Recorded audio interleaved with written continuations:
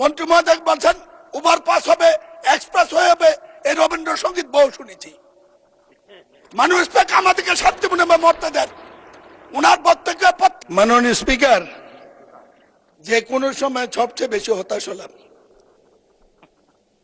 আওয়ামী লীগের সময় যে বক্তব্য দিয়েছে মন্ত্রী সাহেব সেটাই দিচ্ছেন। আমি প্রশ্ন করেছি 750 কোটির জায়গায় 17 কোটি টাকা, 17,000 কোটি টাকা খরচ হলো বলে শুনছি। আন্ডারপাস কোথায় গেল, ওভারপাস কোথায় গেল, এবং অনুমোদিত ওভারপাসটি কেন হলো না? আরেকটি রাস্তা হলো এখানে ব্যারিকেড দিয়ে রাস্তা বন্ধ করে দিল কুত্তামার্কা নির্বাচনের সময় 14 সালে। 14 সাল থেকে এত লোক মারা গেল, একজন লোকও ক্ষতিপূরণ কেন কেন? মন্ত্রী মহোদয় বলছেন ওভারপাস হবে, এক্সপ্রেস হয়ে হবে, এই রবীন্দ্রসঙ্গীত বহু শুনেছি। মানুষ পেক আমাদেরকে শান্তি মনে মরতে দেন। উনার বক্তব্য প্রত্যেকটি কথা সরকার যা সচিবরা যা বলে দিয়েছে, ওই যারা টাকা লুণ্ঠন করেছে তারা ঠিকই দিয়েছে, সেটাই উনি বলেছেন। মাননীয় মন্ত্রী প্রশ্ন করেন, প্রশ্ন নাই কোনো? বলছি মাননীয় মন্ত্রী,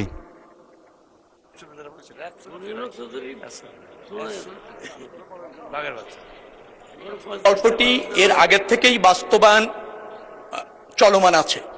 আমরা সেখানে কেবলমাত্র নকশা সম্প্রসারণ করে বাজেট অ্যাডজাস্ট করে আমরা কাজ করতে পারছি। আর এখন যে প্রকল্পটি নেওয়া হচ্ছে 10 লেন করবার ক্ষেত্রে ঢাকা চট্টগ্রাম মহাসড়ক, সেখানে কিন্তু ওই অঞ্চলের দুর্ঘটনা, ওই অঞ্চলে যানবাহন চলাচল ক্ষেত্রে যে শৃঙ্খলা, যে ইন্টারসেকশনগুলি আছে, সেটা যাতে প্রচুর যানবাহনকে ম্যানেজ করতে সক্ষম হয়, যেহেতু পদুয়া বাজারের বেশ কিছু আপনার যুক্ত আছে ইন্টারসেকশন, সেটাকে পরিকল্পনা করে আগামী দিনে যে প্রকল্পটা যাচ্ছে সেখানে আছে। অর্থাৎ পূর্ববর্তী সরকারের আমলে যে প্রকল্পটা হয়েছিল সেই প্রকল্প যতটুকু সংশোধন করা দরকার ততটুকু আমরা করতে পারছি, এর বেশি ওই প্রকল্পে করা সম্ভব হচ্ছে না। সরকার নতুন এসেছে, নিশ্চয়ই মাননীয় সংসদ সদস্য তিনি আমাকে এই বিষয়ে জ্ঞাত করেছেন। আমি সেখানে সচিব এবং আমাদের সড়ক ও জনপথ অধিদপ্তরের দায়িত্বশীল কর্মকর্তাদের তাৎক্ষণিকভাবে পাঠিয়েছি। তারা সেখানে সরজমিনে দেখে আসছে, বেশ কিছু পদক্ষেপ আমরা নিচ্ছি।